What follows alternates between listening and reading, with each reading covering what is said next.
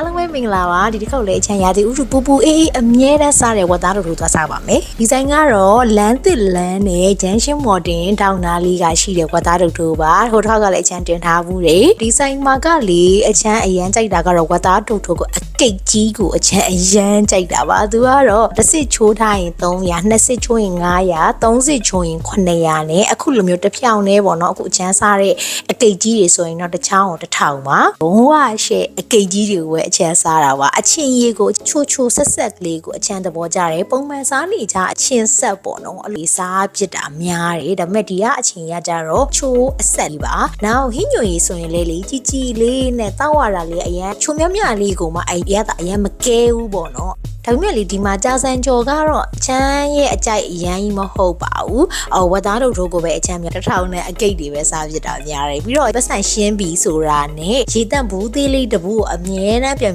ပြီးပေးတာတော့အချမ်းသဘောကျတယ်စားပြီးသွားရင်လည်းအမြဲတမ်းရေတောက်လို့ရအောင်လို့ပေးတယ်အဲ့ဒါလေးတွေးပေးတာလေးသဘောကျတယ်နောက်ဝတ်သားတို့ထိုးဆိုလို့ရှိရင်လေအရန်အချိုမကဲတာဒီအချိုအငန်းအဲ့လိုမျိုးလေး balance ဖြစ်နေတာလေးကိုသဘောကျတာပါရှင်ဝတ်သားဆိုရင်တော့ဘယ်အချိန်ဘယ်တော့ဖြစ်ဖြစ်အမြဲတမ်းစားလို့မရိုးနိုင်တော့ favorite တွေတွေကတစ်ခုပါပဲရှင်ဒီဆိုင်ကတော့အချမ်းခုနောက်ပိုင်းပေါ့နော်အမြဲတမ်းရောက်ဖြစ်နေတဲ့နေရာလေးတစ်ခုပါပဲ2နာရီဝန်းကျင်လောက်ဆိုရင်တော့စပြီးတော့ဖွင့်ပါပြီစားလို့ရပါပြီရှင်အားဆုံးနဲ့ကြည့်ပေးလို့ကျေးဇူးပါပြန်ဆုံးတွေ့မယ်နော်နှုတ်ဆက်ပါတယ်တက်တာ